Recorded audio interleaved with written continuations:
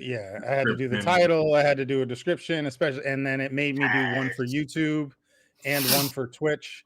And Yeah. so I think at this point we are live. And so Oh, hey, hello everybody.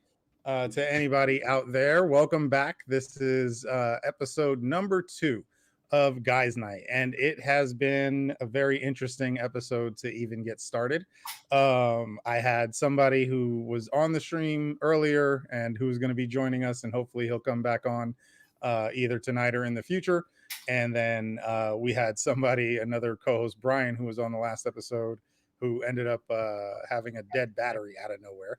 And so he may even be joining us soon. So we got a few who may be popping in. But I did want to get started because I did tell our private men's group on Facebook that I was going to get started around 7. And so it's about 8. So I'm about an hour behind. And I'm lucky enough to be joined by Robert Grant here. Robert, it was actually a surprise for you to hit me up. And you know what's funny is you're a group expert in the One More Light men's support group that I run. And I had been considering back when I was doing interviews and stuff. I don't know if I actually hit you up about it, but I was considering having you on for an interview at some point, like a one-on-one interview. And so this is kind of, how we, I guess, ended up getting there. You ended up commenting, and out of the blue, I'm right? glad you can make it on.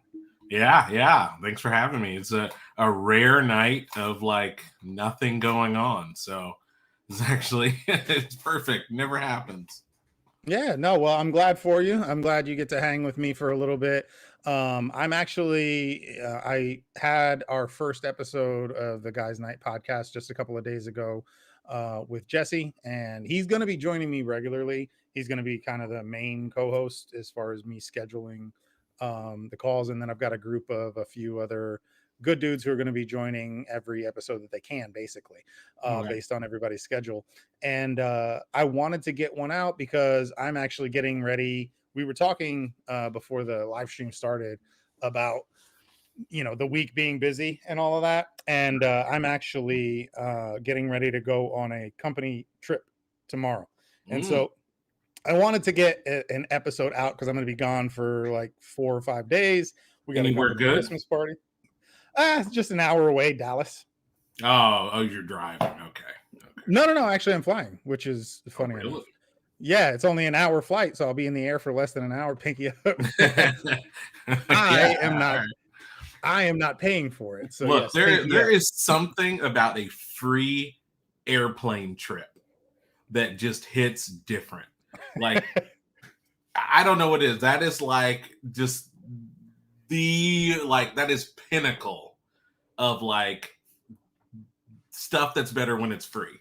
Pinnacle. Doesn't even matter where you're going. Oh no, I hate flying. If I'm paying for it, I have never been on a flight that I've paid for that I've like legitimately enjoyed. But yes, a free paid for flight, I will enjoy this flight. I will enjoy my nap. It won't be a very long nap because it's an hour flight. I probably should have drove.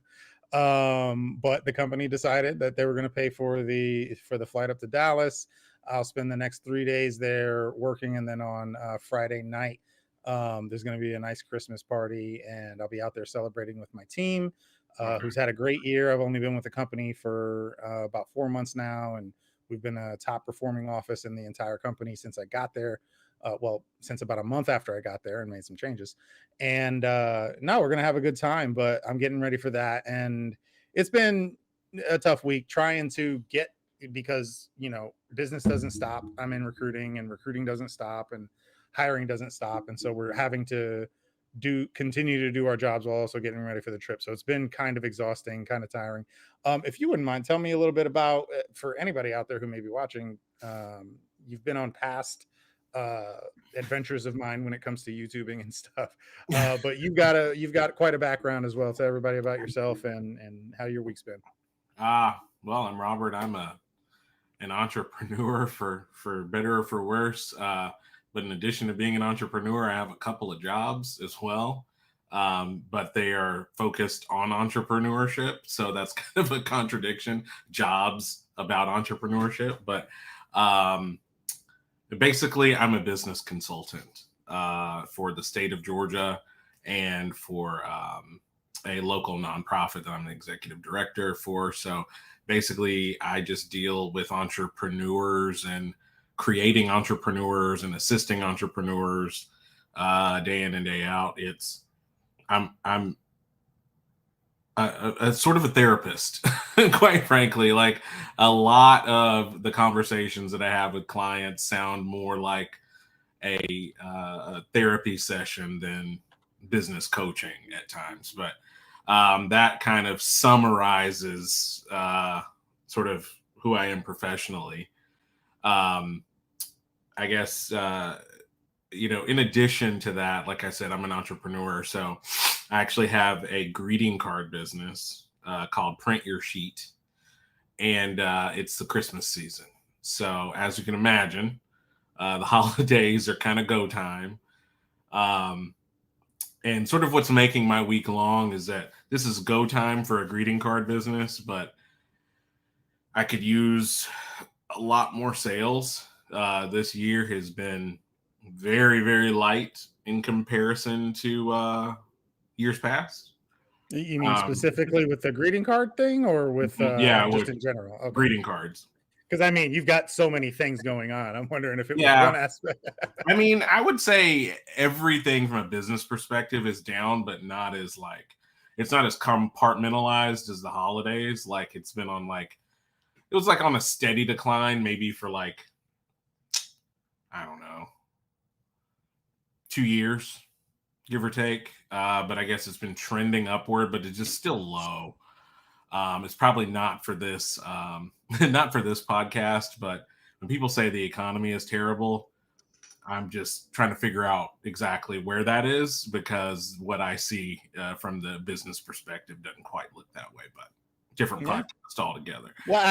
And going back to kind of what we were talking about a little bit, I gave you a brief mention of it before the podcast started. Was there is no topic that doesn't relate, and so I'm sure the economy, for better or for worse, is affecting quite a number of people's. As a matter of fact, I'd imagine economic upturns and downshifts have quite the impact on men's mental health, actually. Oh For yeah, entrepreneurs out there like yourself, business owners, and things like that. Which I did want to point out too. I almost mentioned it before we got started with the live stream, but I wanted to go ahead and capture it while we were actually live on stream, which is that I had reached out to you about becoming an entrepreneur myself and right. Yeah. starting my own business. And I wanted to give you a heads up that yes, I realize I haven't actually scheduled the next call like I was supposed to.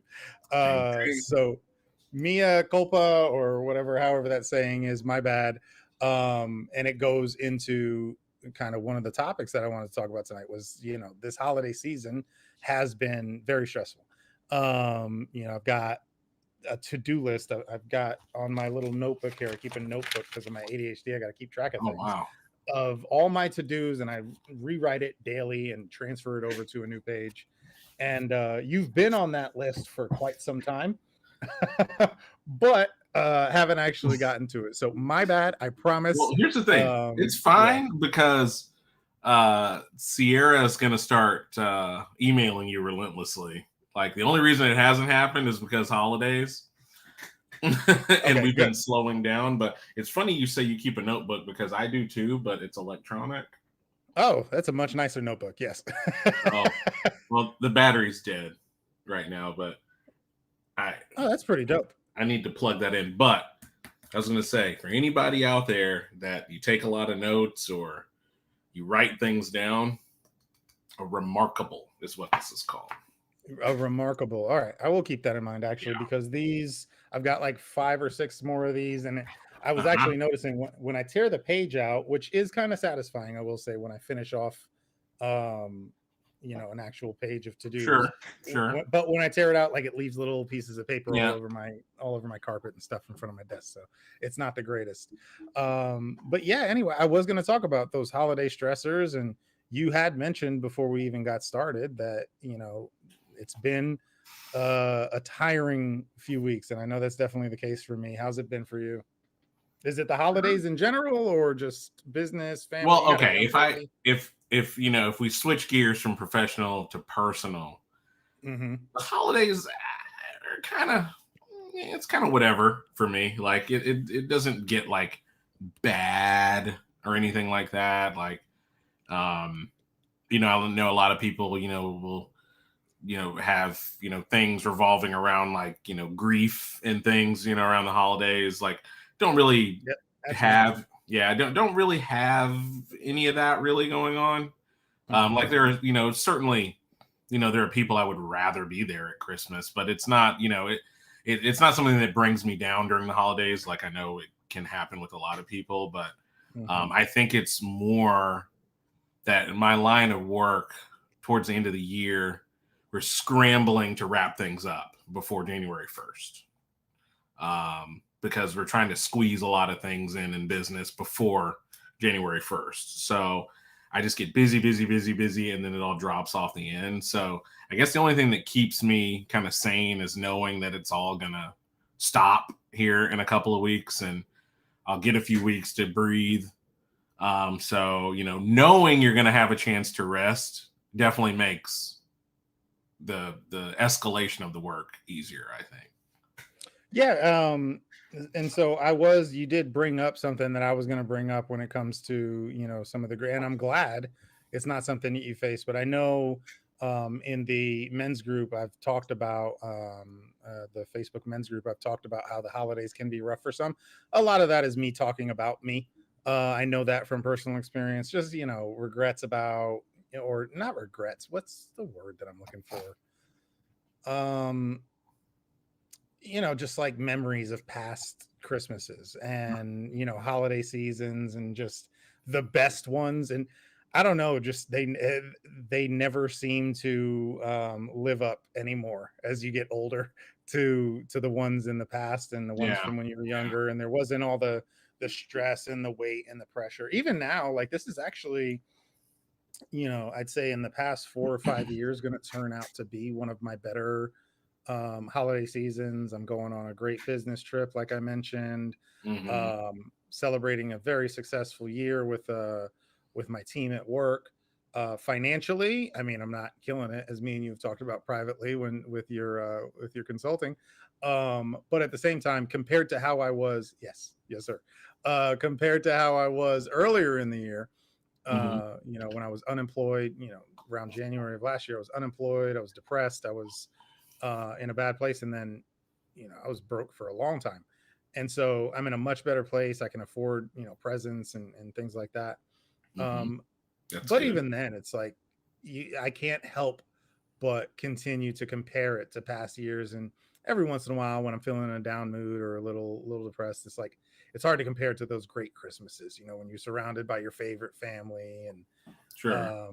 the kids and everybody's celebrating it. That's really something that never really gets to you. I mean, so you are divorced, and what I'm wondering is, are you saying that like does some of that play into that? Um, I'm more so even talking about, but yeah, I would say a lot of that does play Okay. into it. To be honest, remembering Christmases with the kids and all Right. of that. But really, where I find myself really going back to is childhood. Because Okay. even with remembering Christmases with the kids and stuff, like a fun Christmas, like it's all on us now, right? Like Hmm. Right. we're Right. we're we're footing the bill. Hmm. It's just so the magic is gone of somebody else is Right. putting the Christmas presents Right. under the Yeah. tree, and somebody Santa. else is Yeah. yeah, That Santa, guy. exactly. And so there's a lot of responsibility. Like I don't think she'll end up watching this, so I'll go ahead and say it. But I got a PS5 for one of my kids, my daughter, because she wanted it. I'm sitting there looking at it. For one, it took a lot of budgeting and figuring out to make it happen. And then for two, I'm sitting there looking at the thing sitting in my closet, like, damn it, I wanted one of I those. know, right? Yeah, yeah. That's what I was wondering. Yeah. Yeah, I still don't have one. I wanted one. Yeah, I can see that. Obviously, I haven't been there just yet because my kid's only, barely a year old. But Hmm. he would be thrilled with an empty water bottle is actually his jam. So there's the bar isn't set very high yet, but Yeah. that kind of stuff is something that I've thought about, because it's like I'm sure it's a balancing act of, you want to do something to make your kid happy, but at the same time you don't want to lose the house over it. you Yeah. know and then Well, and thankfully, I mean, honestly, you're at a good age. You're at some of the more fun ages as far as Christmas goes, like where he's gonna, like you said, be more interested in a water bottle or the empty box that the present right, yeah, came the in box of the than the toy came present in, itself. So you can just focus on quantity because he's not yeah. he's not old enough to give a shit about Get quality. him just get him a pile of stuff. Yeah, exactly. That they just want the quantity, things to open. So Speaking actually, of, I'm gonna that's close this door. oh yeah, go for it. That's actually an interesting, kind of difference between us and difference between me and a lot of people, in all honesty, my age is, yeah, we are on kind of two opposite ends of the spectrum. I got a 22-year-old son now. He'll be in January. And Hmm. so I've, had 20 years of that. And now you're just getting started. So is this his first Christmas or what? Well, I mean, he was in existence last Christmas, but he was actually, no, he was home from the NICU, so he had just come home like a couple weeks before that. But he was, So was that a more stressful Christmas? Is this going to be the more relaxed and fun one for you then, seeing as he was, just getting home from the NICU around Christmas last time? not really. I mean, I honestly wouldn't say at that point it was very stressful. Mm. Because it was okay. This is where I either get friends or enemies by some of the things I'm going to say. Okay. All right. I like Um, it. I'm intrigued. yeah, yeah. Buckle up. You know, I personally didn't find like the infant baby phase to really be that difficult. Like, Yeah. it was a lot of stuff to do. There was a lot going on for me and my wife. Um, and eventually it caught up with me. It absolutely eventually caught up with me, but it took a long time. Like, I want to say we got to almost 6 months, really, at least five ish, before it really started catching up with me and like taking a toll of like, the lost sleep over a long period of time. But what I'm getting at right now is that during that earliest stage, it wasn't really that bad. It was, Yeah. and I think also my son is just kind of just easy. Like, I think we got very, very Oh lucky. yeah, you just got lucky too. I mean, Yeah, like, I yeah, think because there's there are some definitely babies like, out there. Woo. yeah, and like, he's always been a really good sleeper, which helps a lot. But results may vary, is what I'm saying. But at that time, it wasn't really adding a lot. But I think we were still, well, I'll just speak for myself. I was still trying to like navigate that. This is also where I get friends or enemies, where people, they say it was love at first sight with your kids. Like, no, I just met this dude.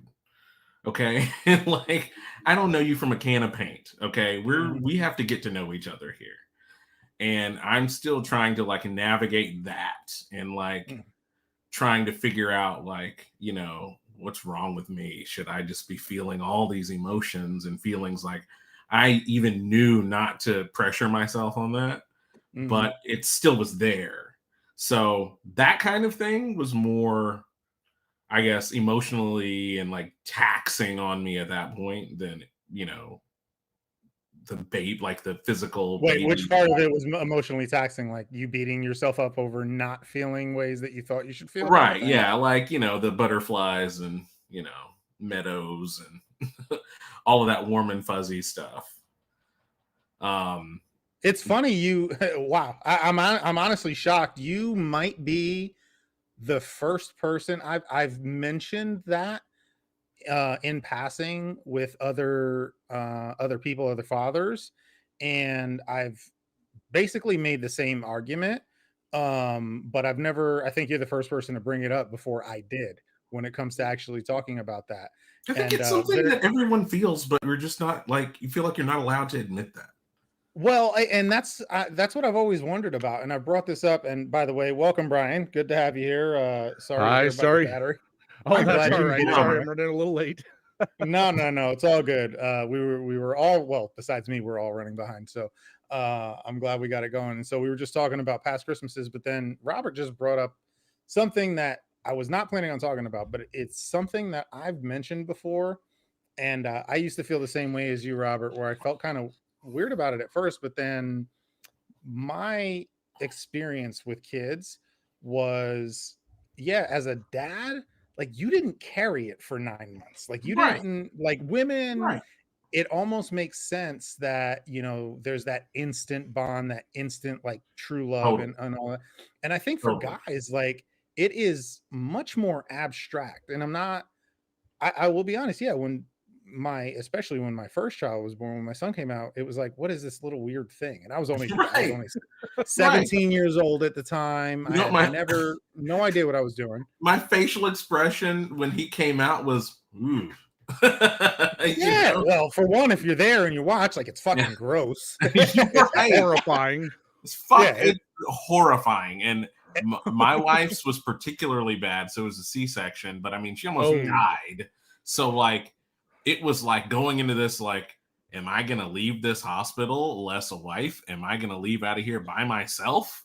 yeah. Like, I'm I had a oh, very similar experience, so I can feel you there. oh my god. Yeah, and I feel like the same way where I had always heard from father, and even after I had, and I've got three now, and I went through the same experience with all of them. Oh, I love them, and all these flowery shit. And I remember being real with myself, like, no, like the love was really built over time. Like, yeah, there was like this abstract kind of love, like, oh, that's my child, and it was like this abstract form of attachment, but Right. the real love and the real attachment was built by being there. Right. And what, like, the social evidence that I have to back up that I think that might be the case for most men in reality, I think so. is the fact that there's so many more absent fathers than there are absent mothers, because I do think it's easier emotionally for a man to abandon a child early on, because if they abandon that child before they form that bond, they've been there for the diaper changes, and literally I've gotten pee in my mouth, I've Invested gotten in. shit You're on, invested. yeah, I've gotten puked on. Yeah. And after all that time and investment, and then you watch the first steps and the first words and the Yeah. this and the that, then you have that investment. But I could understand, I could see why men tend to, you know hundred be percent. absent from their children's life, because if you take off, it's like this abstract concept, like, Dude, you know. I have to come to Texas to just buy you a drink. Like, But yes, that's not a very, it's not a very, no, but socially acceptable thing to say. if I had a nickel for every time, like after about the 3 month mark, when I said to myself, I totally see how somebody could run away from this. Yeah, it gets fucking hard, dude. Right. Like it's hard. Like it's difficult. And it's like for me, I was just committed to it. You know what I mean? Like I just like I knew this was gonna be a shit show. And Well, I'm that just first year, especially, that first year is just utter chaos. You're learning everything along with your spouse, and you have this tiny, just mass that all it does is shit, scream, and Yes. and demand food. Mhm. And so yeah, and you're going with days without any real like reputable sleep. So yeah, I can totally get why men with less constitution would just be like, all right, I've had enough, I'm out. Yeah, if they don't have any like, I think it's really more of a cultural social push that Yeah. men have to kind of stay involved early on. And if you don't have that, your dad was absent, your dad took off. I could see how there are a lot of men out there who don't have that example, in that more, like I said, social or cultural push to actually stick around and do the right thing.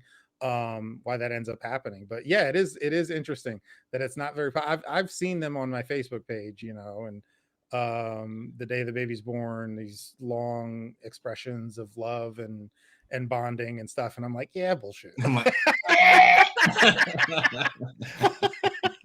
Oh god, it took a yeah, while. I can't remember when that flip happened though. vomit. I think it See, might have been the first. Go ahead. I had a little bit different experience because Jen had such a difficult pregnancy, and it was a high risk pregnancy. We were with the understanding that as soon as she was born, that she was going to need, several massive heart surgeries and all this stuff. So I had already, formed a bond just because of my own heart issues and be like, crap, I passed this along to my kid. So there was already a bond there. And then she came out and they were like, oh, she's probably not even going to cry when she comes out. Bullshit. Comes out wailing, rattling jars on the shelf. So right then it was like, okay, definitely my kid, a stubborn asshole. I think we're gonna get along. I love it. Yeah, but even if and I'm not saying that there can't be a bond there early on. I think with my third daughter, my third child, my daughter, youngest daughter, especially when she came out, I immediately cried. Like it was much less abstract because I had been through it twice before as well, and so I understood what I was getting into. But even then, I think whatever bond you start out with, it's made stronger through actually being It's there and putting way the different work. from when they're born to, being like right now, my daughter's in second grade. Totally different type of love there. Like originally it's like, yeah, I'd die for my kid. Now it's I will fucking die, I will fucking kill, I will burn a goddamn town to the ground for my kid. Yeah, but that's built up and that's earned over being there and putting in the work, I think, as a dad. And I do think that there are differences. Yeah, with a mom, she's carrying the baby for that 9 months. It's not abstract, like she's feeling it Oh inside of her. It's yeah, not for as sure. abstract. And Yeah, but also the other thing. So a lot over this time, I've learned the all the different lies that we've been fed about. From the male perspective of like pregnancy and having a baby, and that, some of the hardest stuff you'll deal with isn't the baby, it's your relationship. Oh oh yeah. yeah, I was not ready. I was not ready at all. Like my focus was so much on, let me make sure that I do all the technical things, like the actual care of the baby correctly. And I wasn't ready for what was happening to our relationship. And there was more stress on our relationship than there was on us, Yeah, well, I mean, they're dealing with all the from the baby. hormonal changes and shit too. Right. So, you have, different levels of postpartum they're dealing with. And you as a guy, you're just like, I'm fucking tired, man. I just want to sleep for a while. And she's man. over there like freaking out because of, body chemicals just going absolutely insane and dealing with the pain of recovering from that. Right, Yeah, right. And especially if and you have those kind of what was experiences. odd enough is that the thing that like got me the most, and actually this is super relevant for where we're talking and what we're talking, why we're talking, is that how like alone in it that I felt as a man, because the only person anybody ever asked about was her. Yeah. Or the baby, obviously. Yeah. And it was never like, how are you doing? Meanwhile, and me and my wife, like, we got into a huge fight because I ended up saying some of these things out loud. Mistake. Yeah, I know. But it was just kind of like, I'm looking at it like, well, I mean, you're my partner. I should, like, I have to be able to say, like, it was one of those things, like, it was going to come out because it had to come out. And she was the only one that this could come out to. But anyway, I digress from that. But, I'm looking at it from, I almost watched my wife die. Yeah, for sure. And I'm just supposed to be okay because now I need to make sure that I'm supporting you. And I am not okay. Like, I need to get some of this off my chest, Yeah. Well, that's just, unfortunately, the perception of men is we're supposed to just be in the lobby having the cigar during all that. Right. And then afterwards, just be like, yep, everything's fine. Oh, the missus is doing great. My bundle of joy is fantastic. Yeah. And it's like, Well, dude, that's not modern life anymore. All right.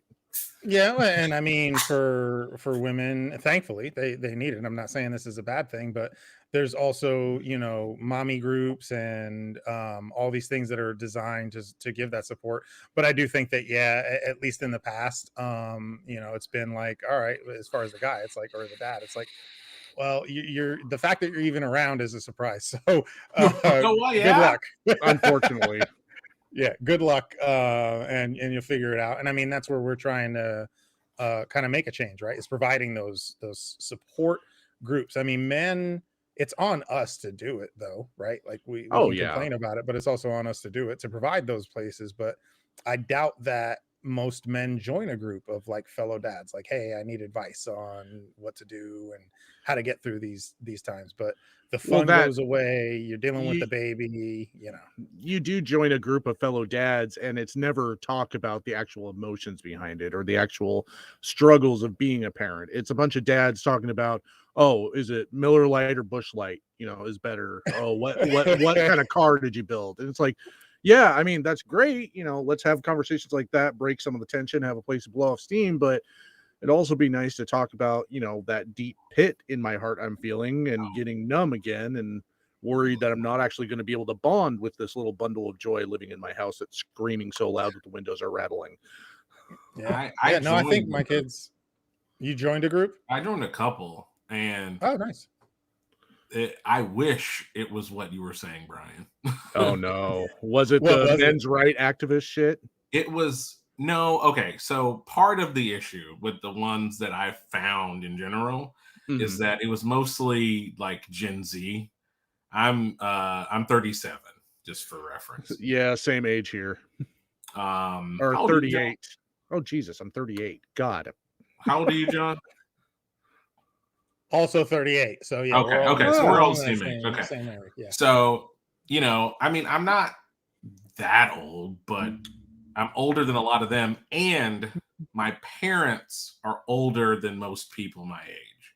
Because my parents are like 72. Like my mom is 72. I'm right there So, with you. so my parents are boomers. So I am a product of boomers. All right. And they are Elder just millennial with boomer parents. It makes for a fun combination, doesn't it? oh yeah. It gives you an interesting combination of moral codes, but I just found this group of Gen Z. God, I'm so worried for our incoming generation. Hey, all right. We've got one person who commented on Facebook who's also 37, but also let's okay, I think I know who that is. Levi. Hey Levi. Good to see you, buddy. And so also 37, but I don't want to scare off Gen Z. Was the advice just what was it? The advice or Oh, what stood out? it's all so much like um I think gentle parenting, I think is the term you use. Like Yeah, it's so much of that. Like it's just like everything is a problem. Any kind of like anything that could put your child in any form of discomfort or any kind of emotional stress, like correcting them in the most simple ways. We have to talk this through. Well, that's not how that worked with me. We're like, no, we're not going to talk anything through. You're going to do. I know what it was. I almost got kicked out of a group because it was basically a discussion about like telling a kid to do something because I said so. And That's fascist, man. You can't be doing that. That's right, that's authoritarian, and that's going to destroy their sense of self. you would have They you would have thought that I was quoting Adolf Hitler. Okay. And I'm like, no, because I said so, because I fucking said so. I yeah. I do not owe you an explanation for anything. But then I start thinking about why do I feel like that? It's because my parents are boomers and that's how it worked. yeah. No, it's interesting. And as somebody who's raised three kids, some successfully, the others not so well. I could have done a lot better. I do think that there's more of a balance there. We tend to, especially between generations, be like, okay, you have to always be like this. Yeah, it's very much like these extremes. I do think, with my youngest especially, I tried to find more of a balance. And so, yeah, I mean, there are times where, you know what, I don't have time to sit here. I'm trying to stop you from running into a road and getting hit by a freaking Yeah. car. I Right. don't have time to explain to you why you're going to stop because I said so, literally for your own good. And, Right. it really does, there's a real parenting need to be able to tell your kid when to do something just because you said so. Like, no, I don't have to explain to you why you're actively reaching towards this dangerous thing needs to stop. Right. But then at the same time, I do think that there are maybe with more boomer generation ideals, this like almost apprehension or aversion to explaining yourself at all. And it's like, sometimes kids, like with my youngest daughter, when I explain things to her, like I can see the respect forming between us when I acknowledge that she understands certain Hey things. guys, I'll be right And I back. said, 2 seconds. yeah, Okay. no worries. When I acknowledge that she understands certain things and I speak to her more Yeah. on, eye to eye level, I feel like that also has a lot of benefits too, but it really is situational and more dependent. I don't know what your thoughts are.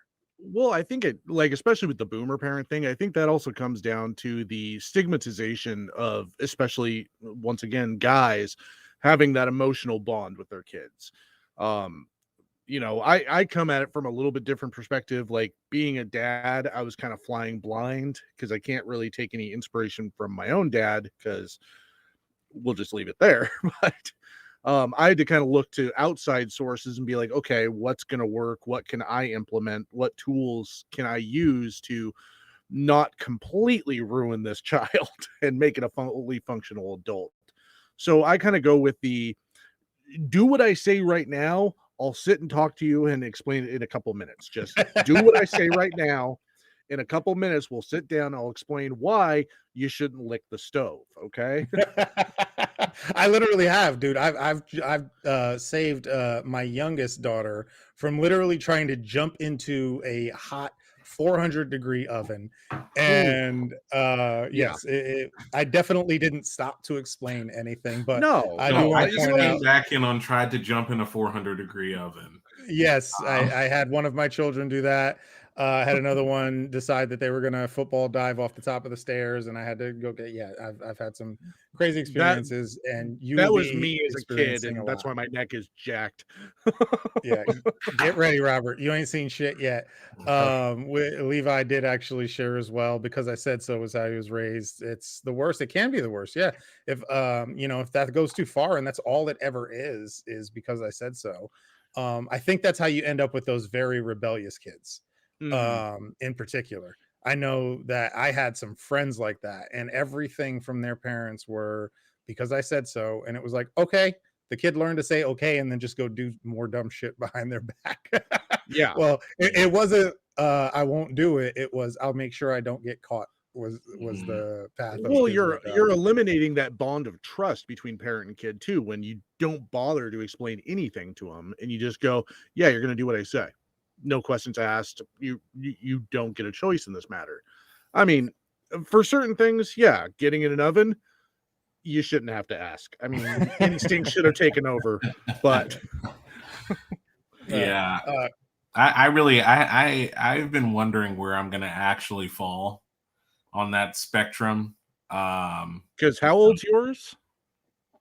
Oh, he like not just even turned one yet. one.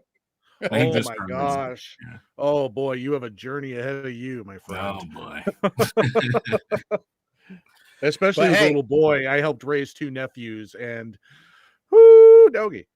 yeah, oh no, boys are absolutely harder. Like I think women might say the opposite, but for me, yeah, no, my son was hard headed, literally. Like he bounced his head off so many things. The girls were so much easier, so much more fun. But I well, the boys can be fun, but yeah, you've got a lot of bruises and bumped heads in your future, most likely. I did want to get back to, we were talking about holiday stressors, Oh, obviously, there because was we a were down that topic. road. There was. I do think that that's an important one, though. So I did want to go ahead and talk about that a bit. But Brian, you jumped in right when we were talking about the holiday stressors. And so I was talking about work. Well, me and Robert were really talking about work. I was talking about, you know, memories of past Christmases and remembering when they used to be more fun and less stress and you know, effort going into them, just kind of enjoying. What about you, buddy? Is there anything, you know, that you've kind of You been know, dealing with? every holiday, like it's kind of its own new, not saying it's bad, but its own new fresh hell. You find just memories from years past kind of pile up, especially around the holidays. Like I tend to get real nostalgic and start thinking about, well, shit, I've lost this person, this person, this person. The last couple of years, I've lost two friends, to one of them to cancer just here recently. So, all that stuff starts piling up, and you're like, damn, I remember when Christmas used to be, holy crap, it's Christmas Eve morning. I get to get my stockings. Now it's like, well, shit, I just dropped $200 on a car battery, and half the Christmas lights I hung on the roof didn't even turn on. Awesome. So Is there any advice you guys would have for anybody out there who may be kind of experiencing that through the holidays? I would say try. Like, I know it sounds dumb, but just try to find some holiday activity you can participate in. Me, Jen, and Stella sat down Saturday, or the last couple Saturdays, and we've painted ornaments. Like, we just went and bought a big thing of clear plastic ornaments, got out the paint, and just made our own ornaments for the tree, with Christmas Yeah. music playing in the background. So you had that family bonding, you had the holiday atmosphere going, and it helps a little bit. What about you, Robert? I I know it's don't. not a problem you've suffered with Yeah, yet. I was about to say Yeah. I don't. I don't know that I really have much to add. I mean, I would definitely. I totally agree with the have like that like activity or that something that you do that becomes like a tradition. That's definitely, my wife is the make traditions person, so I'm sure she's got something up her sleeve for us. But um, yeah, I mean, for better or for worse, the holidays doesn't really do that to me. Yeah. Other times of the year do, but not so much that. Yeah. Um, and I some of the things that I hear from some people that that the holidays is like a really bad time of year. It's really, my heart breaks. Like, I mean, for regardless of the time of year, I mean, just that you just carry some stuff that's just brought out by what's designed to be a happy time, and Yeah. that those things I stop think you that from being able to experience the positive. I think that tends to be part of the problem too. Is there's so much expectation to be happy this time of year. You know, the Sure. cliche of everyone's merry and bright, but you know, like, I mean, shit, just remember 2020 when you really couldn't even see anybody without risk of contracting COVID or whatever it was. And then it's just, yeah, I don't know where I was going with that. I think it's just the expectation kind of just adds that extra layer Well, of, and I don't think it's just an outside I think that's fair. expectation. It's internal and external. Like it's yeah, from, you know, there's the expectation externally and socially to, like, you know, this is the greatest time of year, or it's the best time of year, you know, when you go to work and you see your coworkers and stuff, and everybody's trying to be in a good mood, and you're not. There's definitely that external pressure, but then there's also an internal pressure. Like, why, you know, I know I've spent some holidays miserable, and not only was I then miserable about whatever it was I was miserable about, I was then miserable at the fact I was miserable. Like, I should be happy, and now I'm beating myself up that I'm not happy and I'm not in a good mood. Yeah. Brian, when it comes to advice, I think, and Robert, actually, you backed him up on what I think would be my advice as well. I think you both kind of nailed it, which is, especially as a man, I think, especially if you're like the man of your household, or, you know, your local family group, you do have to put in effort. And I think that's part of what we all For can sure. end up missing, is that somebody used to do it for you, or used to do it for us. You know what I mean? It was somebody else's responsibility to put the tree up, put the lights up, play the Christmas music. And what I found is I've had some success with forcing myself to do that.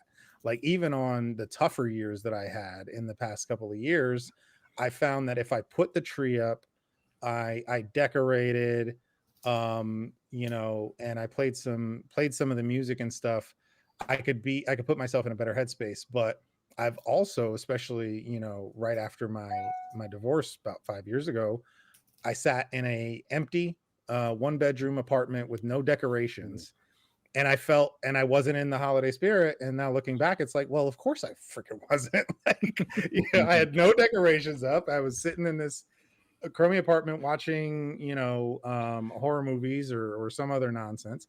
And of course I didn't get in the spirit. So I do think that, if you want to get into the spirit, it does help to actually take that step of doing it for yourself. If nobody else is going to do it for you, you put the lights up, you put the tree up, you put some music on. I'm not gonna lie, I do like the horror movie aspect of that, but the rest of it does sound like a bummer. Well, at least it could have been like some Christmas themed horror movies. I did have a buddy of mine who made a Black video Santa's a on great one, by the way. YouTube the other day. There was apparently, you guys remember Jack Frost? Oh yeah, Yeah. So the apparently he Jack made a Frost horror YouTube movie. video. Yeah. Well, there were two that apparently came out back to back. There was one with Michael Keaton, and it was like this family friendly Yeah. Jack Frost. And then the next year, apparently, there was a horror Oh, movie version where it's like a serial killer it's so who good. becomes a snowman.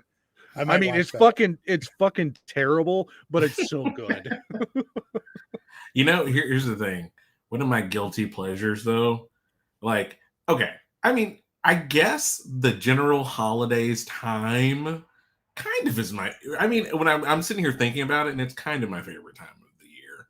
Mhm. Like, even though work is batshit crazy during that time of year, like, I mean, okay, it begins with Thanksgiving, right?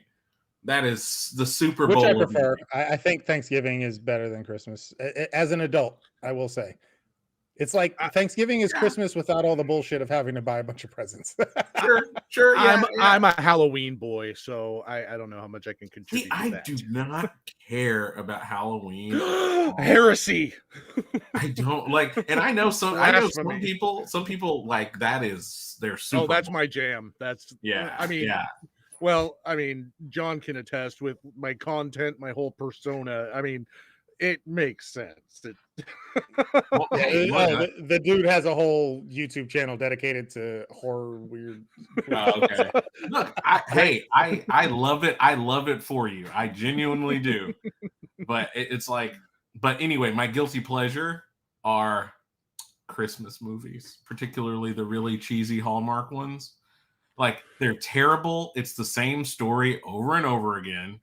Wait, are you talking about like the romance? Like when you say I like love rom Hallmark kind of coms. shit? I Oh wow! absolutely love rom coms. So you You can't like tell me the nothing about a rom com. so you like the high powered guy goes back to his hometown and meets the Yeah, girl meets next door and they fall in uh-huh love. the Oh, okay, whole got it. deal. And with the Christmas movies, there's some villain that wants to run over the orphanage to build an apartment complex, and then he learns the value of Christmas, and blah blah blah blah. Like, it's the same shit over and over again, but I am here for it. Like, I think me and my wife watch like a Hallmark movie every other day.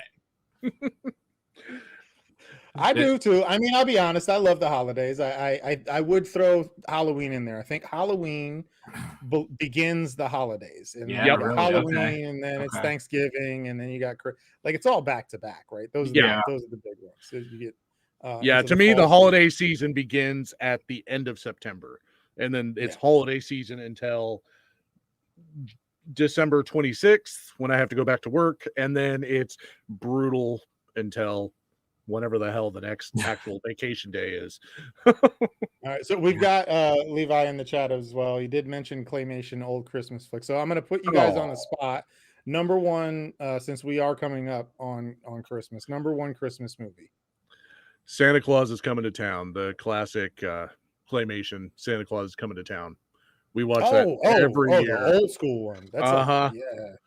Like There's Rudolph the Red-Nosed Reindeer and all yeah. those. Yeah. Me and Jen have a running joke out of that because there's a scene where it goes from the young Santa Claus to him being older, and he turns around and it's Mickey Rooney. He's just, I'm a man now, Tonta. Just the way it's done, the framing on the face, the animation on the eyes, it's absolutely bonkers insane, and I love every moment of it. It's just you came up with yours very quickly, actually. That was, you had that ready. I was actually surprised by that. What about you, Robert? Mine is Christmas Vacation. Oh, okay. Chevy Chase, classic. Yeah. I mean, granted, that's one of my favorite movies just in general. But I always watch it. Like, one of our traditions is watching Christmas Vacation on Christmas. So interesting. For me, it would be Home Alone 2. Solid choice. Solid choice. Yeah. And I'm gonna specify Home Alone 2. I don't know. I loved when they went to New York City. It's got Donald Trump. I mean, it's got a homeless pigeon lady. And it's got everything you could want. Yes, exactly. Yeah. I can hear that movie. No, it's a great time of year. I am looking forward to it. I think this year is going to be one of the better years for me, but it's also a lot of work. So I did want to talk about that, but I do want to get into a few other things that I wanted to talk about on tonight's show. And so you're both part of our men's support group on Facebook. Yep. And as a matter of fact, Brian, you are an admin there. Thank you for what you do. And then Robert, you are actually one of our group experts. And so it's great to have you both on because you both know kind of what we're trying to do with that group.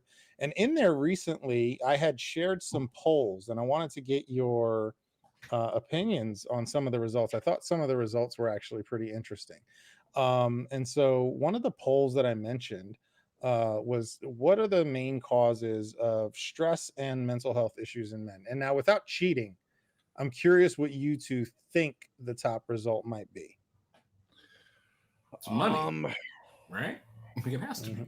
I'm not gonna spoil it yet. I'm gonna wait for Brian. Well, that's my guess. Money. Okay. All right. Repeat the question one more time. What are the main causes of stress and mental health concerns or issues in men specifically? I guess a general ability to provide. Yeah, I was going to say employment or money. All right, both interesting. I'll be honest, I wasn't expecting this one to win. And oh shit, actually, I am off base here. You actually hit the nail on the head, Robert, with your first guess, but it came from behind because it was a different answer. So, with 29% of the results, finances is number one. That must have changed since the last time I looked because it was relationship issues. That was number one on the day that I could see that as well 5 days ago. And then so they're neck and neck, like everything else. We had family obligations, social issues. Don't ask me about relationship issues. That's where I'll also make friends or enemies. Well, I mean, don't have to get specific. Well, I mean, the financial issues ties right into the relationship issues too. They've shown that one of the major factors of divorce is financial issues. So, I mean, it's kind of, half of one, or 6 of one, half a dozen of another. Well, and that's where I wouldn't have guessed relationship issues being the number one answer at first. But then when I started to think about all the other issues that were listed, we also had on there lack of emotional support available, poor regulation and self-care routine, jobs, social issues, finances. When I saw that relationship issues ended up being the number one, it made sense because all of those things just exacerbate. Really, they're all just like subcategories of what can then be relationship issues, right? I don't know if financials would be as high if you're single, if you're like a bachelor, because like whatever, so you're broke. But if you're the only one who that affects and impacts, then it's whatever, right? Yeah, I mean, if you can't afford Tostinos and you got to get the off-brand, I mean, who gives a shit? It's Yeah, still like gonna nobody's food in fighting your with you belly. about it. That's so I actually thought relationship issues being the higher answer, but no, it ended up being finances. I'm curious about how that ended up winning actually, because relationship issues was pretty far ahead. Finance, it's so important. I mean, it's it's that most critical thing you need to understand that nobody fucking understands. And that lack of understanding is what gets a lot of people in trouble. And you know, since people don't necessarily understand when I can see these issues coming out in a relationship where blame starts flying around because nobody understands it enough to even understand where they started fucking up. And then it just turns into a whole thing. But, and here's my relationship thoughts, but there's so many people out here in relationships they should never be in the first place, that where a common, when if you're in a healthy relationship and you have a common stressor, you have a common evil, brokenness in this case, that you're fighting against, it should be able to actually make your relationship stronger. But you're out here with the wrong person.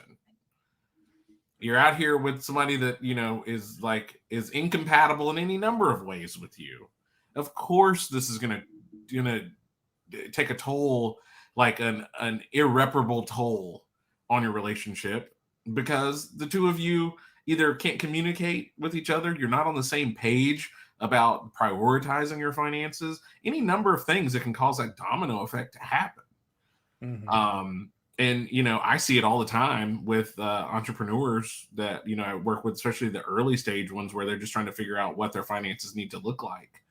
And I mean, I just see all kinds of things. And one thing, here we go, here's another one that I've never understood: married people that have totally separate finances. Boggles my mind. Absolutely, I'm really boggles my curious mind. about that one Don't be because together. Like, Yeah. I'm got glad that married you so both agree with young. me. Don't be together if you. Well, I only I only have the experience of when I got married. I was 17, and we were both broke. Like we didn't have anything, and so it wasn't even a question. Like yes, it was like who's going to pay the rent? Well, we better put everything we got together to make it. Like, and so it Yeah. wasn't really a question. And so I am curious now, like because I can also see if you're older, you're established, you've got your own shit, that being less of an obvious answer for somebody, right? Especially if you guys aren't on equal footing. Like you got side A of a relationship who's got a certain level of income and side B who's not at that level. Like it doesn't See, sound so easy to link things up.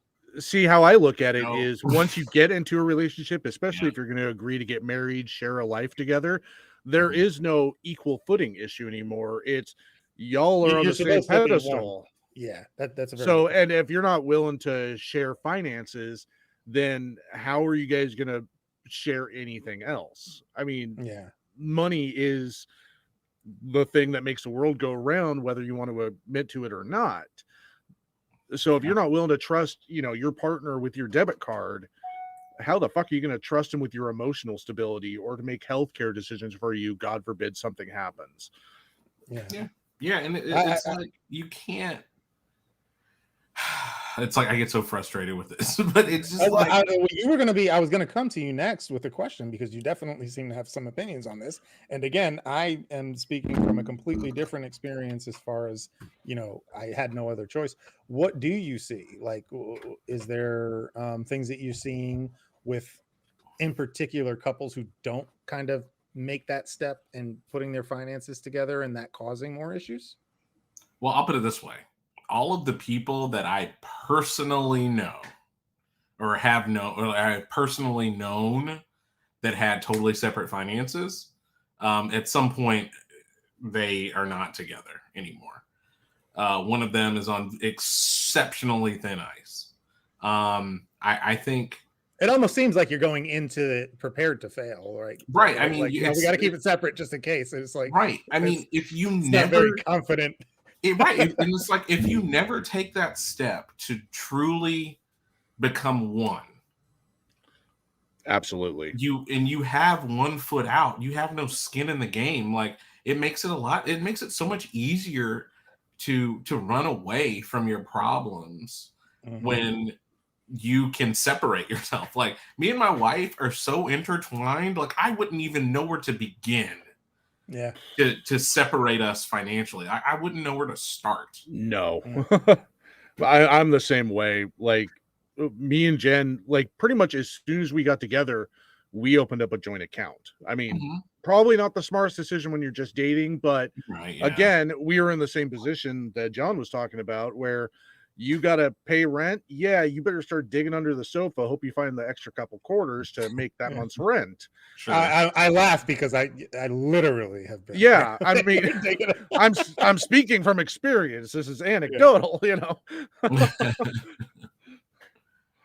No, Yeah, that's a really interesting point, and I wonder if that plays into why relationship issues ended up being so high on the poll. I think the other thing is too, a lot of people get the relationship, a lot of people end up in and out of relationships so much because they get addicted to that feeling of getting into a relationship. That first early love feeling where you are starting to get to know somebody, you're starting to have that connection with them, not really at the point where things start fading, you know, kind of becoming more day-to-day humdrum. And then that's when the relationship fails and they move on to the next one that they could have this new love thing again with. sure, yeah. So yeah, you add in the financial aspect of that too, where you could just tell, oh, this isn't going to work out, but I'm going to hang out for a while. You know, it's like you were saying, Robert, if you're not with the right person, things are going to go pear shaped real quick. Yeah. And buckle up again.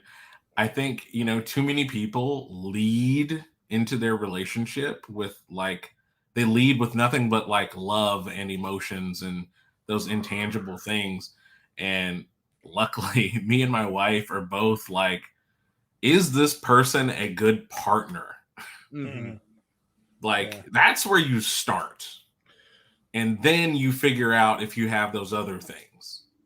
Yeah. And Well, because, I mean, because broke comes and goes. I mean, right. And at it's the end of always the day, who I am, so I've been married 11 years now, and who I was 11 years ago versus who I am today are two completely different people. Yep. I am not the person that got married back then. Yeah. And it's like, of course, your relationship falls apart because you evolve and change as a person. But at the end of the day, I identified somebody who was a good partner. So that's like the constant. That's like that constant thing that carries through. It's like, okay, if nothing else, this is a great partner. So we're able to stay on the same page. We're able to evolve where we're evolving in parallel and not evolving apart because you have the right partner. And I For think if sure. more people just went into it with the right, like, freaking headspace, that like what you're falling in love with right now is temporary. In a decade, this woman is not going to look like this. After she has your kid, she's not going to look like she looks. You can't go off of those things. Or How may she, not even act like she acts. I saw a meme actually right? Yeah, earlier on Instagram talking about this, where it was basically giving the same kind of advice where you want to identify somebody that you have deeper connections with, on morals and values and who you are as a person and your outlook on the world.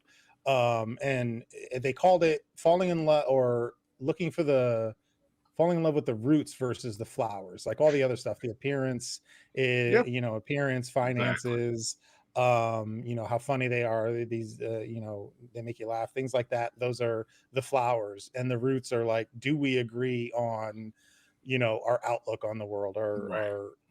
our actual perspectives on morals and values and things like that. My Hey, wife. don't go knocking funny. That's all I got, man. All right. But that's the other part that the meme said, that there's nothing wrong with the flowers. Like, the flowers are great. Like, No, I know what you everybody mean. loves the pretty flowers, but you can't base a deep relationship on just the flowers. You have to look Yeah. at the roots. And I will admit, even when I was dating, I remember like not talking politics or deeper issues like that, purposefully avoiding those topics, because I knew that it was probably going to lead, if that person wasn't a match, it was probably going to lead to immediate, like, oh nope, we're not a fit, and walk away.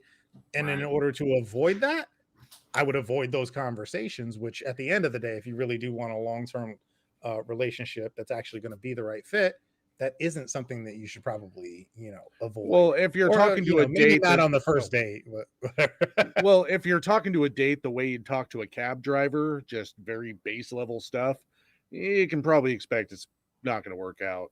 I mean, Yeah, well, unless you're charming like me. Yeah. again, I have funny. That's all I got going for me. You got all right? funny. I got charming. I got At least I make myself laugh. you make me laugh too, buddy. And you're really really good at YouTube. All right, so I did do another poll. And so that was the first one that I did. And so we talked about so I had a poll on the causes of stress and mental health issues in men in particular, but I got a feeling that those translate across the genders. And then we talked about what resources, strategies, and policies could help men. And overwhelmingly, this one was, by a long shot, over 75%, 76% of the answer said social and cultural improvements. And I was really, as far as what could actually improve our current kind of status as a society when it comes to men's mental health, and how many men are feeling alone and left out and unheard. And I got the answer of social and cultural improvements was over 75%. But then I asked the question, because I mean, that's so broad. And that's my own fault. I'm the one who put that as one of the options. And so I did ask for a little bit more elaboration from some of our people. Brian, you were one of the ones who actually did answer when I asked for some elaboration. You mentioned destigmatization. God, that's a hard word to say. It is. You talked a little bit Yeah, about how the idea of seeking mental health has moved and changed over the years. Talk a little bit more about what you meant by that, and how Well, it plays for in. sure. I mean, you consider the health or the history of mental health in this, not just this country, but globally, how it used to be, if there was any serious mental issue, you'd get thrown to an asylum or a sanitarium or an institution of some sort. And all the stigma around that has always persisted, especially, the closing of asylums and people with severe mental disorders getting released back onto the street. If you said, yeah, I'm seeing a therapist, I have some mental health issues, I'm taking psychiatric drugs, people instantly thought you were, completely insane and you were at risk of hurting them or attacking them, or it was contagious in some way. And then over the years, it's become, no, mental health is health. It should be no different from going to get a teeth cleaning or getting your blood pressure checked. It's a major factor in your overall health. And especially since 2020 with the isolation and the depression rates, and let's face it, everyone losing their fucking minds in one way or another, I think mental health has become much more accepted as far as seeking treatment goes for it. So in your perspective, then it kind of sounds like you're saying, even though we're not all the way there yet, maybe we're heading in the right direction, as We far as are, like as we're heading towards that destigmatization. how I see it, and then watching Gen Z and whatever generation is after that, they're way more accepting of being emotionally vulnerable with each other and accepting mental health help and being open to the fact that they may have a mental disorder or something like that. Mm-hmm. I think we're definitely Oof. heading in the right direction. Man, you just hit on something though that's also to the opposite effect, kind of an issue for me. I do think that we're getting towards destigmatization. I feel much more comfortable talking. I mean, obviously, I started a fucking YouTube channel about it. I started a podcast about mental health. So obviously, I'm feeling that destigmatization enough to speak up and speak my mind about topics like this. I will say, especially when you mention like Gen Z, and I don't want to be old man on his porch right now. We may be going too far in that other direction in some ways, like where I do feel like I'm glad you there started that, and I okay, didn't because have you might be on my side, because I feel like, especially for as somebody who's suffered from legitimate mental health issues for a very long time, for most of my life, I do also feel like it's almost gone full speed in the other direction, to where people who I don't want to, I'm nobody's doctor, I don't want to call it, but I do feel like there's like this very much almost glamorizing of it, No, and what I'm gonna, I get what you're saying, and I totally do accept your to point. where it minimizes, like, and that's the part that bugs me, as Genuine somebody mental who health. really does have genuine that part. issues, where I therapy and psychiatry and Oh, trust me. drugs I and think side effects and all this shit, I've, where some people I see them and they say it and it's almost I've like, got I some don't know. aggressive thoughts about that. Yeah. Well, I think it's the same way that in like the 1970s and 80s, especially into the 90s, there was an overcorrection of acceptance. You look at the gay culture from the 1950s to the 1990s, all of a sudden there's this massive overcorrection to where everything you have to be accepting. If you find it strange at all, you are a terrible person. And now it's just like, do whatever the hell you want. You know? So I think eventually, and there's always going to be the hucksters out there, people faking mental illness to get attention or sympathy or money donated to them. Unfortunately, that's the reality of the world, is people are going to exploit anything. But I would rather have a few people be more exploitative, where somebody won't end up doing something irreversible because they were too afraid to speak up and tell someone, hey, I'm feeling these dark thoughts. Yeah, and I would agree with that. Like, if it's between, what I kind of described, and it being more accepted, but maybe some people taking advantage of that or using it for, um, whatever reasons, or claiming that they have something that maybe they've Yeah. never actually been diagnosed for. See, I'd rather that than the opposite as well, where nobody can speak up. But Well, Robert, you had some thoughts on it. oh, Go yeah. for it if you do. Yeah, I don't want to hog. Go ahead. Okay, I have two things in particular. Mm-hmm. The first one, I'm going to leave the second one because I need to explain the first one, because the hate mail will start if I mention the second one. Okay. If we ever get enough viewers to have hate mail, that'll be a good thing for Listen, me. So. if anyone was going to find the hate mail, it would be for something I said. Shoot me your email. I'll just send you one just for the hell of it. ADHD. Oh, yep. Holy shit. Okay. As somebody, let me start by saying, as somebody that suffers with it for real, and that it has been a huge like sticking point in my life, and a huge, well, I mean, can I really say it was a problem at this point? I don't know. But it just is something that had a huge effect on me at an early age, and then still today. It makes me so upset when everybody has ADHD. Yeah. Like, Yeah. shut your mouth. Like, you have no idea what it's like to legitimately live with ADHD and try to be a functioning adult. Mm-hmm. Like, it just. Well, I think that's where it's gotten to the point where we talk about where some people going too far with it, where they think because sometimes they have a hard time remembering people's names, or sometimes they happen to be a little bit forgetful. They're Yeah, like, no, "Oh, it's I just got like, ADHD." It's no, like, you're just not detail oriented. Like, that doesn't yeah, mean that you have ADHD. Like, yeah, ADHD is getting in your or is getting in your car and to go somewhere and forgetting where you're going when you get in your car. Like it's somebody talking to you for 30 seconds and you didn't hear anything that they were saying because you were focused on a piece of lint on the top of their head. Yeah. And then that affecting, like, and then, in a professional setting, this happens to me, then having to decide whether to ask them to repeat what they've just said or to try to go into whatever your job or your project is, having missed what they said, and hope that it wasn't important enough that it's going to affect your work.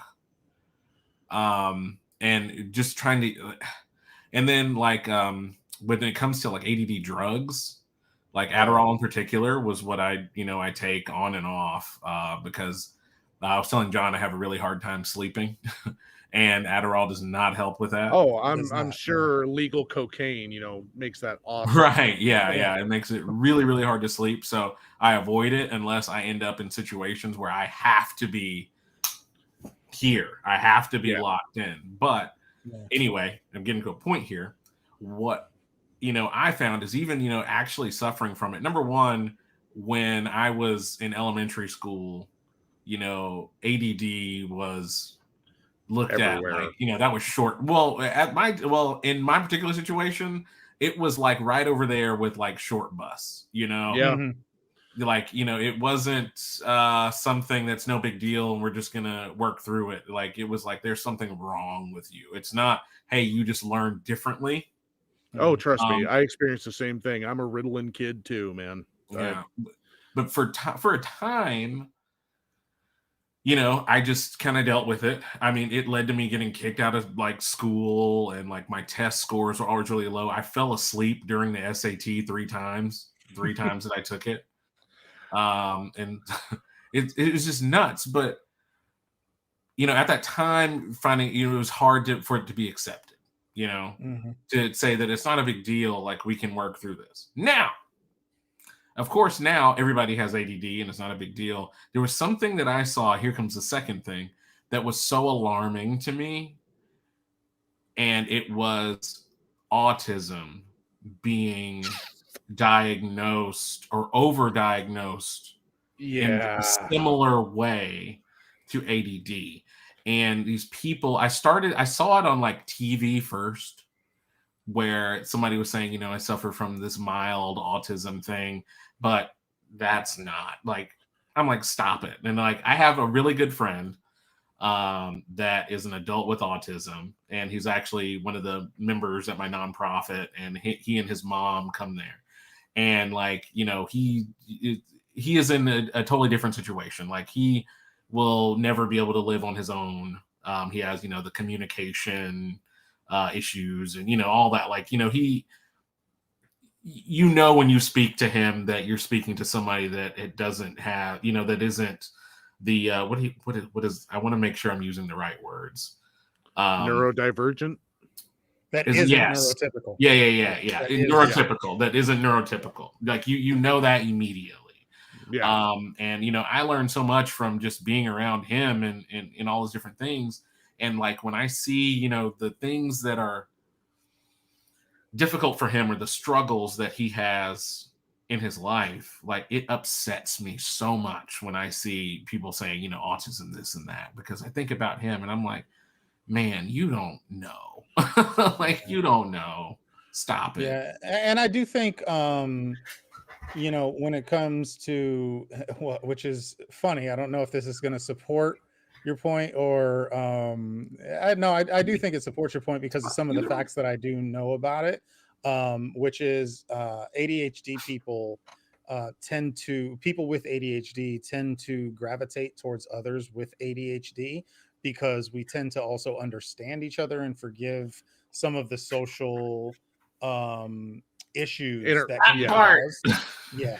And so, to no surprise, I am also diagnosed with it. What I will also say though is I was one of those people where I wasn't for a very, very, very long time. So, but I grew up in an area and in a time, we're all around the same age, and in my area, like, it wasn't psychiatric help and mental health wasn't a thing in general. Like if you went to see a psychiatrist or a psychologist, to my family, like, oh, no, that's, you're not crazy. That's for crazy people.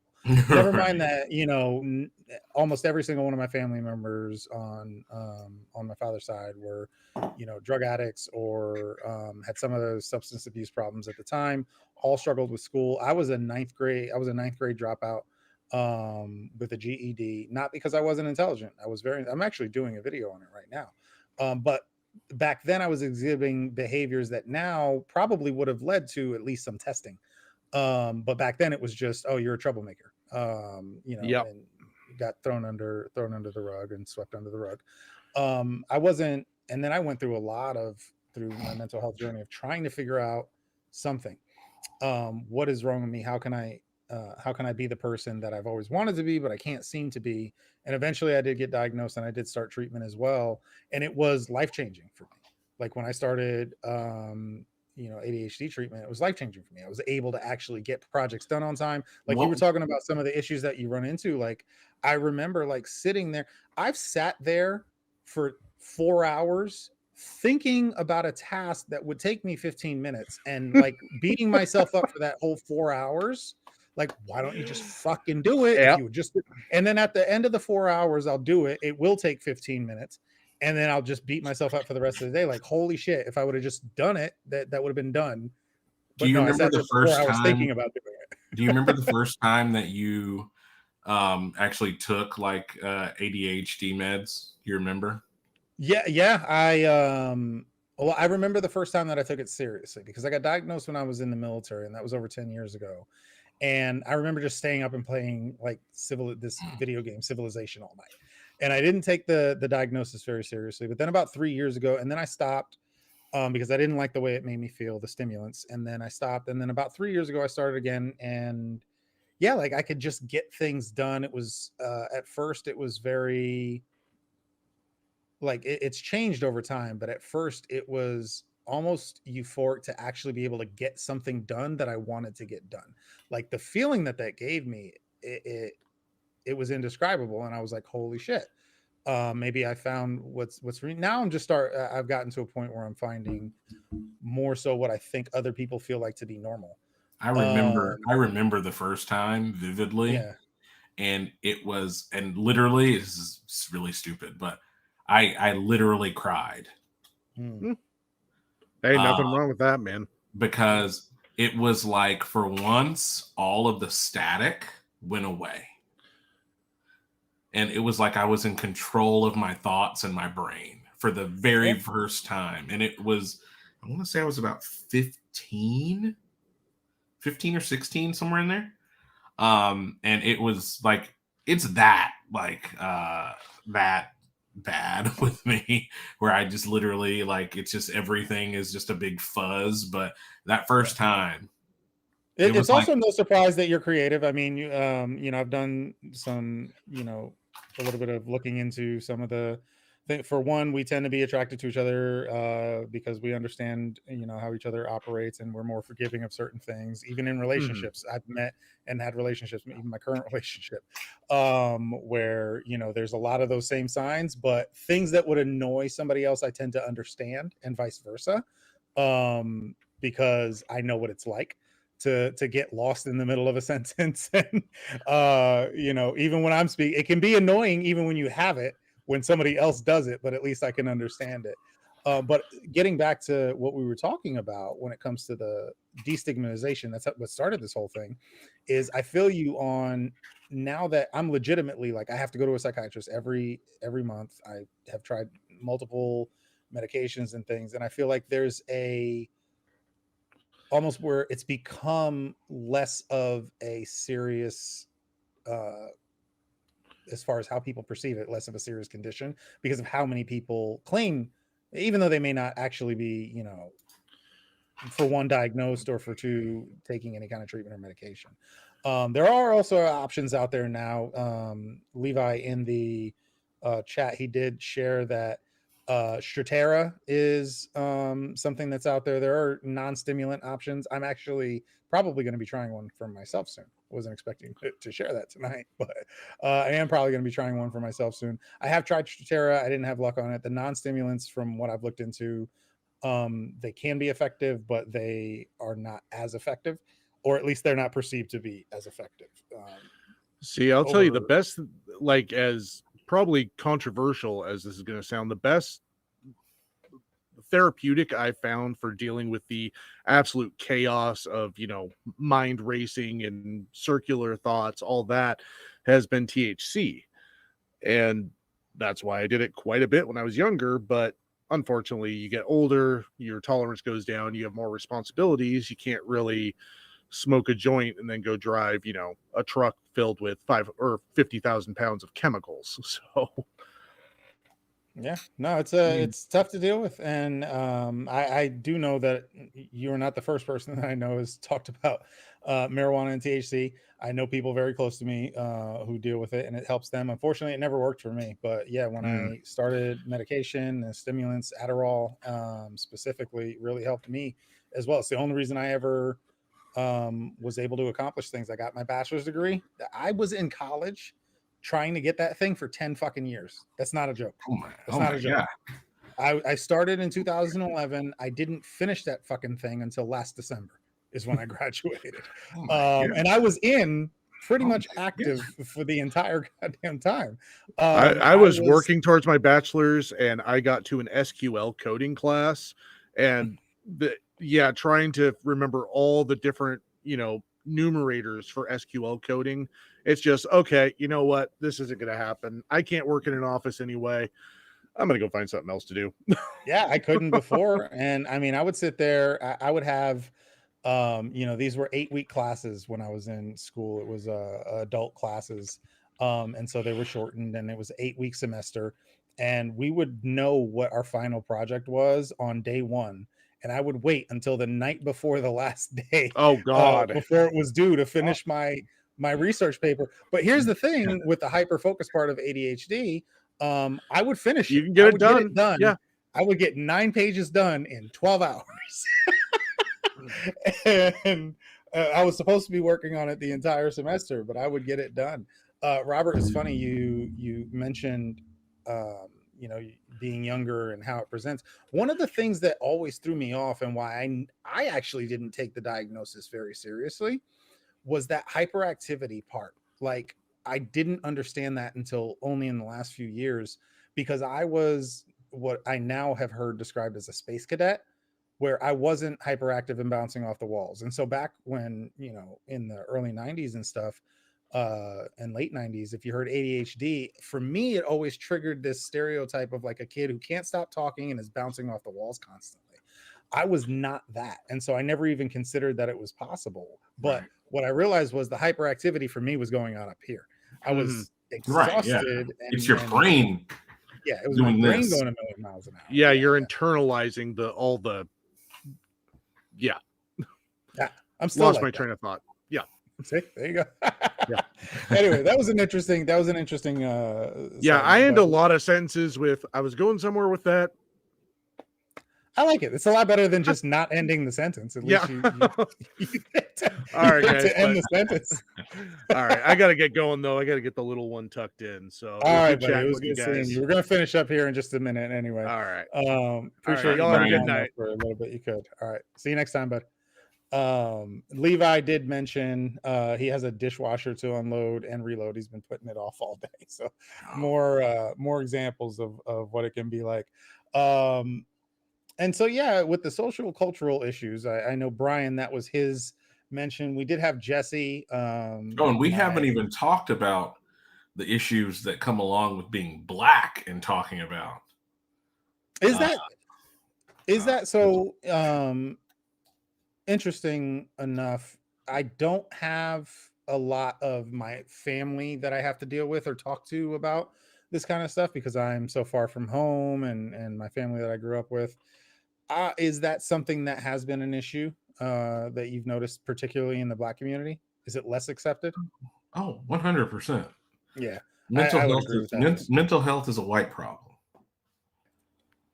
Like that's it's gotten a lot better, I'd say, but it's still, you know, if I talk to my parents, like I just don't discuss this with my parents. Like I just feel like I get a big eye roll, ain't nothing wrong with that baby. Mm-hmm. you And you know, know what I found? I found that that may be shooting ourselves in the foot, culturally and as a society as well. Because I was talking with somebody close to me just the other day about it, and those white families, those rich families in the nicer neighborhoods, they're getting their kids treatment. Like they're yeah, going to the doctor, and then guess what? Their kids who also have these conditions then go on to graduate from college, own their own businesses, and do all this. But we're, averse to even admitting it as a problem, and yeah, then shooting ourselves in the foot. And then you wonder why. I saw a study. I can't remember the numbers, but like how many prison population has things like ADHD, clinical depression, things like that, where if they were actually treated, they may not have ever ended up where they ended right. up. They may have ended up as business owners Yeah, or whatever because the I case may mean, be. you got to think about, what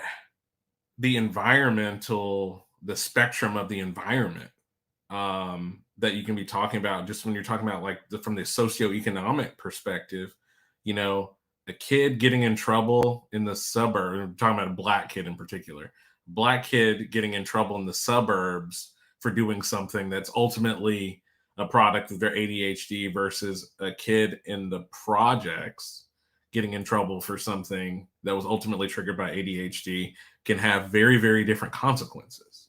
Yeah. Um, for me, I would get bored and take apart appliances. A kid in the projects might get bored and do something that gets him arrested. You know what I Yeah, mean? I'm lucky. I didn't end up worse off. I would get bored and go throw rocks at windows in abandoned buildings because I like to hear the crashing sound. It's stuff, exactly. It's something like that. And like, this kid, to use that example, let's say they get picked up on something minor like that, but just moving so close or adjacent to the system, can change the course of their life forever. Yeah, I only ended up here in front of you today because for a lot of things I just didn't get caught. Oh, who Thankfully, you I was telling? blessed not to get caught. But Well, no, it is true. Like, and there are a lot of cases where the same things that led down that path for people of color and people from lower economic status led to the prison system. Those same things would have put you in front of a psychiatrist or in front of a psychologist if you belong to other cultural groups or other economic groups.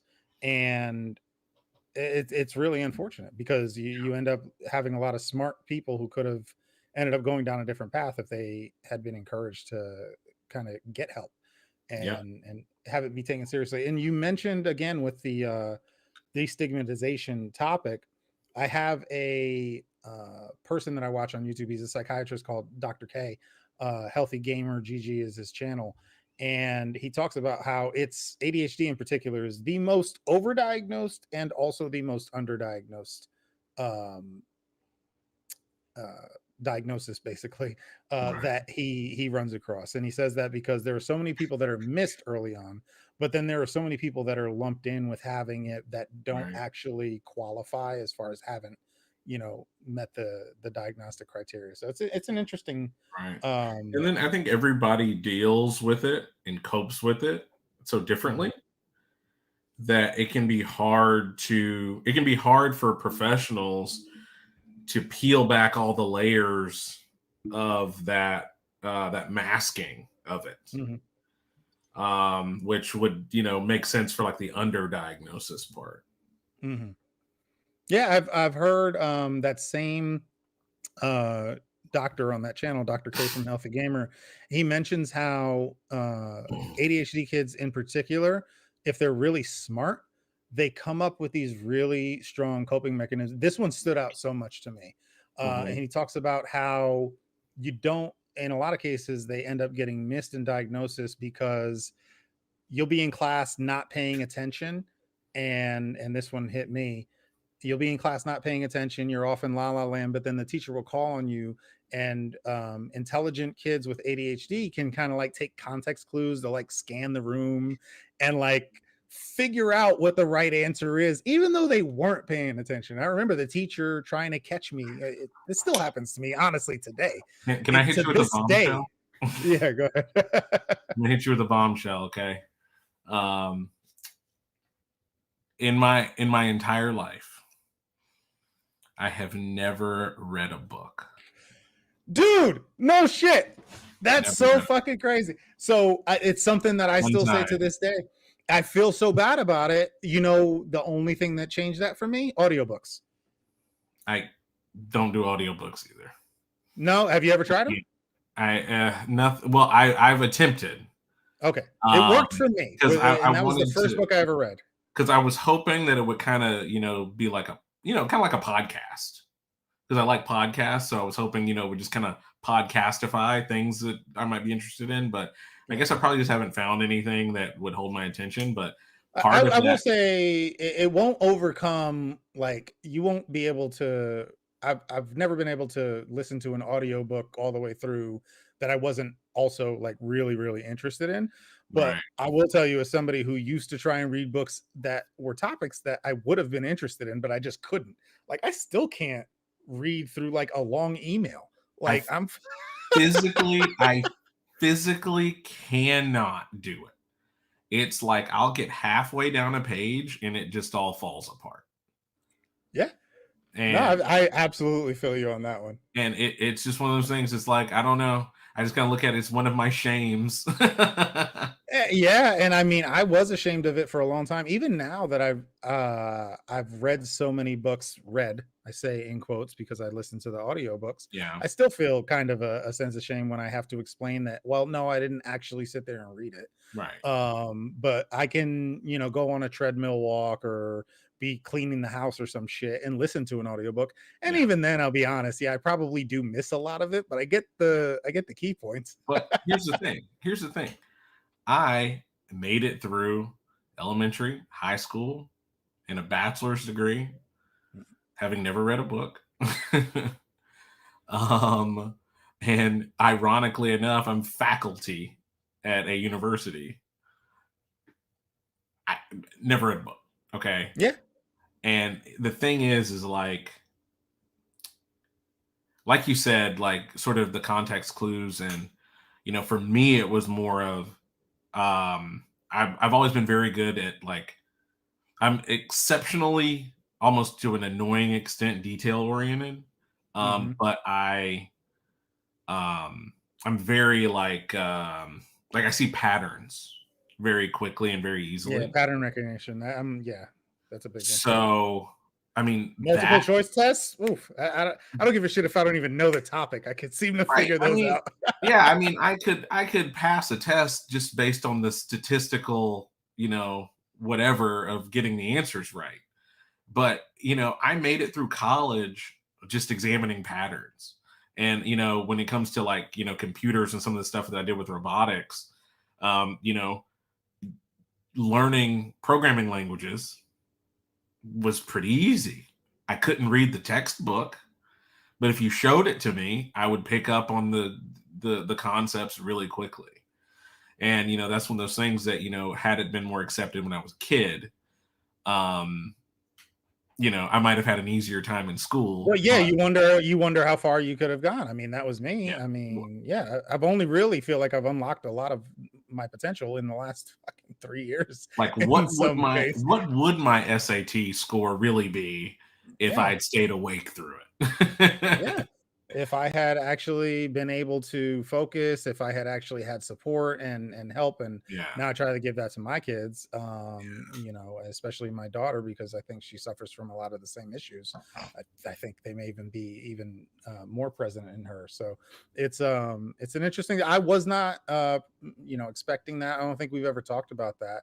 So it's really interesting to hear that from your perspective, because it's something that I'm not even kidding. I'm halfway through editing a video where I was, going to release it here probably in the next week or so, of me talking about my experience being diagnosed as an adult, the stigma, trying to find the right treatments, and kind of how life changing it's been for me. We also did have Levi. He joined in and also mentioned only read 2 books in his life. One was James and the Giant Peach in the Okay. 4th grade. I don't think that's one of the longer books, so I could see why you made it through that one. And then the other one was Oleander, audiobook. He agrees with me on audiobooks. So I'll never forget the first series I ever read. It's so funny. I have them over here. I say read again on audio format, was Game of Thrones. And so I Okay. have the books here. I've never read a single page of this series, like in text. Fiction. I got this for show. Yeah. I mean, fiction, I could see that working really well as an audiobook. Yeah. I could Especially see if like it's well produced, where it's got like a lot of them, like they'll have actors who like do the different voices, and some of them even have like sound effects and stuff, and it can help to keep you more engaged. I don't know. I've always felt kind of ashamed of it though, because it almost I feel like there's this perception that like it's cheating. Like, oh well, you didn't really read it. You listened to Yeah. it. But I mean, whatever. I got the information. That's what matters. when it comes to like reading and like books and stuff, it's like, I don't know. It's one of those things that I've just always just kind of felt like it's like this pressure to like appreciate books. You're not smart unless you read. Right. It's like, yeah, you're Yeah, smarter. that's like the social. Oh, Right. how many books have you read? Yeah. Right. And you see, during the COVID era, so many people using, their background as, a grand bookcase with all their books. And, everybody's like, well, what is so-and-so reading? My wall would just be blank.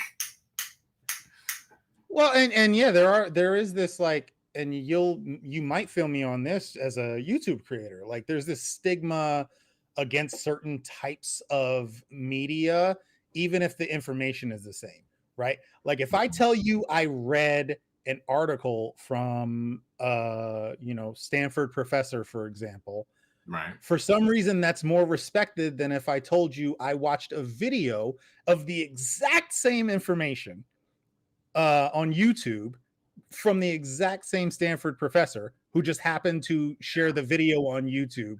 And there's like, it's almost like this automatic reaction of, oh, you saw the video on YouTube, like whatever. But if you read the paper, even if it's the exact same information, it's less respected. Yeah.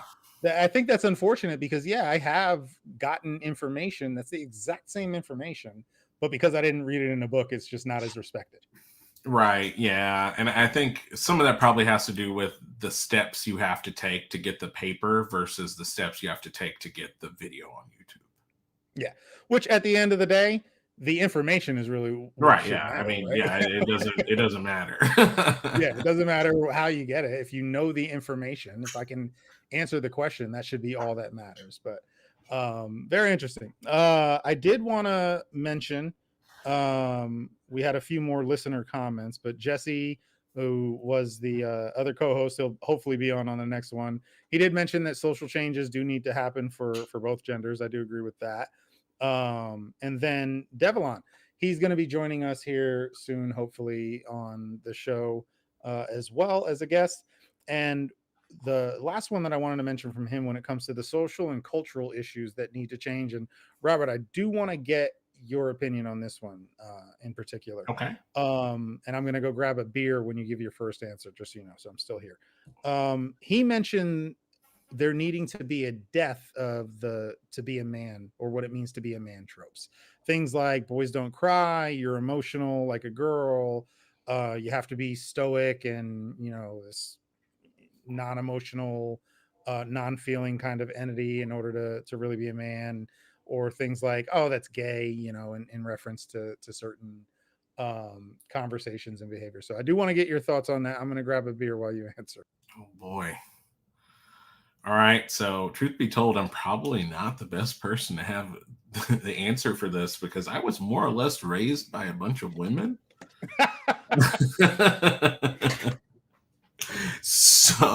So not things that you've had to deal with, basically. I would say that I probably didn't have that same pressure looming over me to, be a man, masculinity, meat. Like I never really felt that. With that said, I think there is certainly a lot of social pressure for a man to behave in a certain way. And I think one of those things that probably the thing that I personally deal with the most, and I find myself having to like actively handle it or actively speak on it, is that I don't care for sports. Like I don't do sports at all. Right there with you. Like I think it is the most boring thing, the worst way to spend your time ever is just about any sport. Like I don't get it. I've never understood the attraction to sports. Like I don't get it. And I feel like that's the thing that I end up having to explain a lot because like, see, guys and just the arbitrary, hey, I don't really know you, but you're here in front of me for some reason thing is, hey, did you see the game?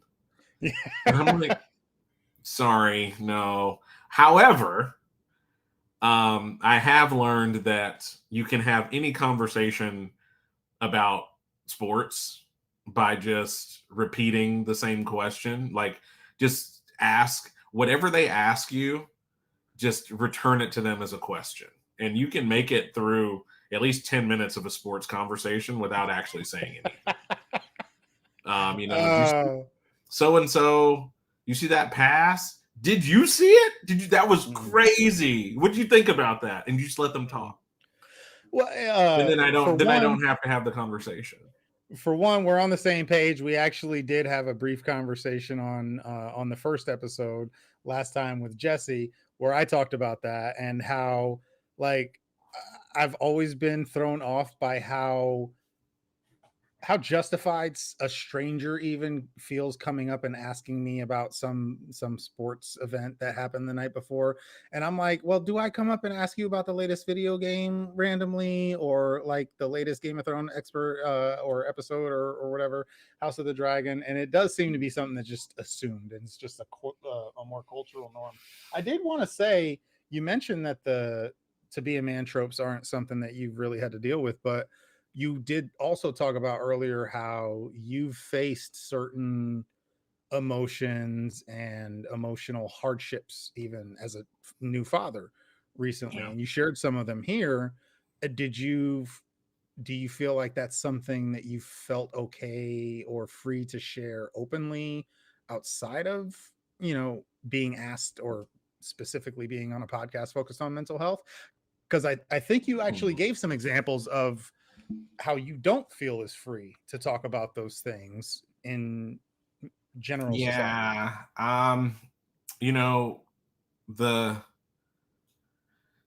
the reality of being a man in a relationship that's just had a baby come into it, the destigmatization of that happens at such a close level that I don't think we'll ever, like, not in our lifetimes. Mm, Because you're basically asking a partner who's gone through something, is dealing with things on a chemical level. You're asking a lot for them to modify a behavior or to sort of make that change. Like I just feel like that chasm is a lot wider than a lot of other issues, and the things that perpetuate it are more complicated, mm. But it's not potentially too something. complicated. But in general society, like, would you feel pressure not to? For example, I go in at work every day, and we have a huddle, and our boss always shares, hey, everybody, share what's kind of going on with you. would you feel that there's been any pressure that you felt that would prevent you from saying like, hey, no, shit's been hard. I'm dealing with these emotions because of, the new Hey, my baby. wife If it's hates me for no reason. that kind of shit. Do you feel like you've had some pressure not to? I do feel like I felt that pressure in the past. I don't blame anyone in particular. It's not like somebody told me, hey, you can't share that, but I Yeah. felt more of a under the surface kind of pressure not to share that kind of stuff, and I've actually started to make kind of a change purposefully Yeah. and very consciously, where we will have those meetings and I will come out with what the fuck is going on, specifically because I'm tired of not talking about those things. Yeah. I mean, I um think for me personally, it's been more of a like, these are just parts of the unspoken part of our society.